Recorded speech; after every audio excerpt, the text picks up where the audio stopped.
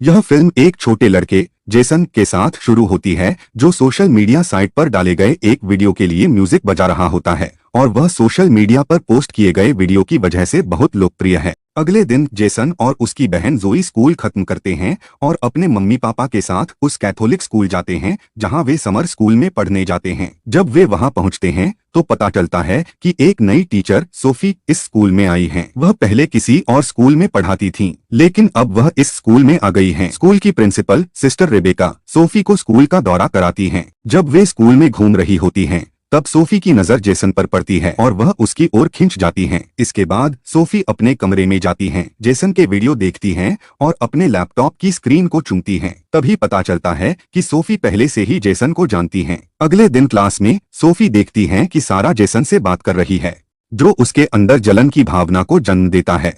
वह सारा को एक अलग सीट पर बैठा देती है ताकि वह जेसन के पास न बैठ सके। इसके बजाय वह जोई से प्रार्थना करने के लिए कहती है। केवल नने ही सुबह की प्रार्थना करती हैं, लेकिन सोफी को प्रार्थना करना नहीं आता, इसलिए वह उस समय चुप रहती है। कक्षा के बाद वह जेसन के पास जाती है और पूछती है कि क्या सारा उसकी गर्लफ्रेंड है। जेसन कहता है नहीं, वह सिर्फ उसकी बहुत अच्छी दोस्त है। यह सुनकर सोफी खुश हो जाती है। अगले दिन जब वह जेसन और सारा को किस करते हुए देखती है तो वह गुस्से में अपना क्रॉस इतनी जोर से पकड़ती है कि उसके हाथ से खून निकलने लगता है। सोफी पागलों की तरह बर्ताव कर रही है और वह जेसन को पाने के लिए कुछ भी कर सकती है। कक्षा के बाद सोफी जेसन से पूछती है कि उसने उससे झूठ क्यों कहा कि सारा सिर्फ उसकी दोस्त है, जबकि यह सच नहीं था। जेसन के पास कोई जवाब नहीं होता। सोफी जेसन से कहती है कि वह स्कूल के बाद उसके घर आए क्योंकि उसे उससे एक जरूरी बात करनी है। जब जेसन सोफी के कमरे में आता है तो उसका दरवाजा पूरी तरह से तैयार हो रही है। सोफी ने यह सब जानबूझकर किया ताकि जेसन उसे पसंद करने लगे। जेसन बार बार सोफी की ओर देखता है लेकिन उससे बात किए बिना चला जाता है। जेसन अपने कमरे में जाता है और रात भर सोफी के साथ होने के बारे में सोचता है। सोफी ने सफलतापूर्वक जेसन का ध्यान अपनी ओर खींच लिया। एक और दिन जब जेसन सप्ताह के अंत में घर जा रहा होता है तो सोफी उसे सारा से बात करते हुए देखती है और बहुत ज्यादा जलन महसूस करती है। वह सिस्टर रेबेका से छुट्टी मांगती है, यह कहकर कि उसकी मौसी बीमार हैं और उसे उनसे मिलने जाना है। रात को सोफी जेसन के घर पहुंचती है। वह छिप जाती है और जेसन को देखती है। डर के बाद जेसन को सारा का कॉल आता है। यह देखकर सोफी को बुरा लगता है और उसे समझ आता है कि जेसन को पाने के लिए उसे सबसे पहले सारा को उससे अलग करना होगा। फिर वह चुपचाप सारा की किताब में गांजा रख देती है और अगले दिन कक्षा में जब सारा किताब खोलती है तो सोफी सारा वीड गांजा के साथ पकड़ी जाती है और वह सारी बात सिस्टर रेबेका को बता देती है। सिस्टर रेबेका उसे होल्ड पर रख देती हैं। सोफी एक शराब की बोतल जेसन के कमरे में छुपा देती है। जब सभी छात्रों के कमरों की तलाशी ली जाती है तो जेसन के कमरे से शराब की बोतल मिलती है। प्रिंसिपल जेसन को सस्पेंड करने वाले ही थे, लेकिन सोफी उन्हें कहती है कि जेसन को एक और मौका मिलना चाहिए। प्रिंसिपल उसकी बात सुनकर जेसन को सस्पेंड नहीं करते, लेकिन सजा के तौर पर जेसन को सभी टीचर्स की मदद करनी होती है। सोफी जेसन को अपनी तरफ लाने की कोशिशों में कामयाब हो रही थी और वह धीरे धीरे उसके करीब आता जा रहा था। इस हिस्से में पता चलता है कि सोफी का असली नाम लॉरा है और उसके पास बहुत पैसा है। वह जेसन के वीडियो देखकर उससे बहुत प्यार करने लगी थी और किसी भी हालत में उसके साथ रहना चाहती थी। इसलिए वह जेसन की असली टीचर सोफी की हत्या कर देती है और फिर एक नन बनकर उसके स्कूल में पढ़ाने लगती है। जब सभी छात्र वीकेंड के लिए स्कूल से जा रहे होते हैं, सोफी जेसन से स्कूल में रुकने के लिए कहती है। अगले दिन जब जेसन काम पर होता है तो सोफी उसके पास आती है और उसका ध्यान खींचने की कोशिश करती है। उसी रात जब जेसन अपने कमरे में सो रहा होता है, सोफी उसके पास जाती है और उससे फ्लर्ट करने की कोशिश करती है, लेकिन जेसन को लगता है कि यह सही नहीं है, इसलिए वह सोफी को रोक देता है। लेकिन जब सोफी उसे धक्का देती है तो वह उसके करीब आ जाता है। सोफी ने यह सब अपने फोन में रिकॉर्ड कर लिया था।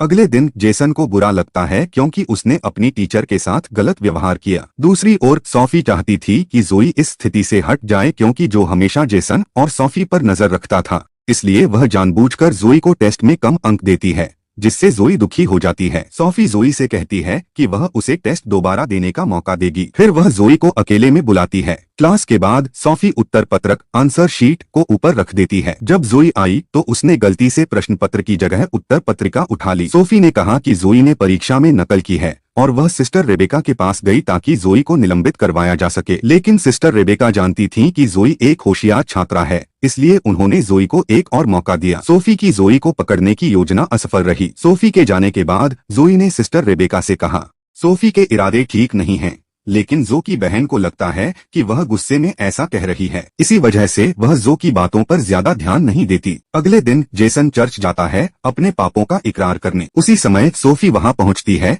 और जेसन के करीब आ जाती है। सप्ताहांत पर एक और स्कूल के एक पिता उनके स्कूल में आते हैं। जब सोफी उन्हें देखती है तो वह छिप जाती है, क्योंकि वह व्यक्ति उसकी सच्चाई जानता है। सोफी पकड़े जाने के डर से सिस्टर रेबेका से कहती है कि उसकी मौसी बीमार हैं, इसलिए वह उनसे मिलने जा रही है। फिर वह चली जाती है। उधर जेसन को सारा का मैसेज आता है। वह उसे अपने घर की पार्टी में बुलाती है। पार्टी में सारा जेसन को चूम लेती है, लेकिन जेसन के दिमाग में सिर्फ सोफी होती है, इसलिए वह वहां से चला जाता है। बाहर एक पुलिस अफसर उसे रोक लेता है, क्योंकि वह बहुत छोटा है शराब पीने के लिए। तभी वहां सोफी पहुंचती है और उसकी मदद करती है। फिर सोफी उसे अपने साथ ले जाती है और जेसन के सामने अपने कपड़े उतारने लगती है, ताकि वह उसे आकर्षित कर सके। फिर वह उसके करीब आना चाहती है, लेकिन जेसन उसे रोक देता है। वह सोफी से कहता है कि वह उससे प्यार नहीं करता और उसने जो कुछ भी उसके साथ किया उसके लिए उसे बहुत अफसोस है। यह कहकर वह वहां से चला जाता है। सोफी बहुत गुस्से में आ जाती है। अगले दिन सिस्टर रेबेका सारा को वापस स्कूल ले जाती हैं। जब सोफी सारा को देखती है तो वह और भी ज्यादा गुस्सा हो जाती है। फिर जब वह सारा और जैसन को साथ में देखती है तो वह बहुत ज्यादा नाराज हो जाती है। वह जैसन से कहती है कि वह सारा के पास न जाए, लेकिन जैसन उसकी बातों को नजरअंदाज कर देता है। उस रात सोफी सारा के कमरे में जाती है।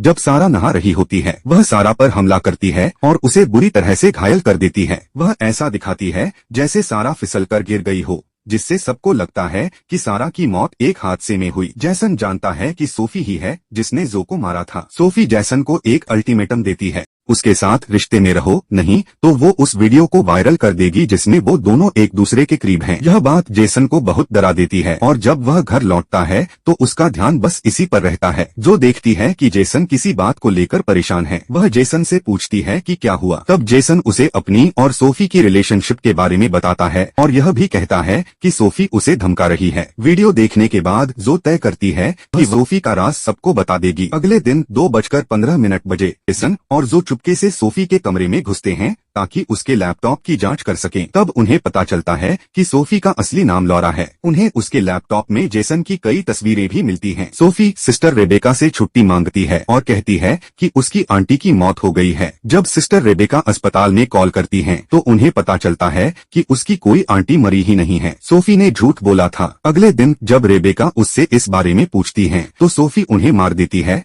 और वे बेहोश हो जाती हैं। जोई और जेसन सोफी के बारे में रेबेका को बताने जाते हैं, लेकिन वो उन्हें नहीं मिलती। फिर वे उसे खोजने चर्च जाते हैं। सोफी भी वहीं जाती है। जोई उसे बताती है कि अब वे उसका राज जान चुके हैं। जैसे ही वे वहां से निकलने लगते हैं, सोफी जोई पर हमला कर देती है। वो उसे चोट पहुंचाने वाली थी। उसी समय रेबेका पीछे से दौड़कर आती है और उसे पकड़ लेती है, लेकिन सोफी रेबेका का गला दबाने लगती है। तभी जेसन उसे एक स्क्रूड्राइवर से मार देता है और उसकी मौत हो जाती है। यहीं पर फिल्म खत्म होती है। कृपया हमारे चैनल को लाइक और सब्सक्राइब करना न भूलें। धन्यवाद।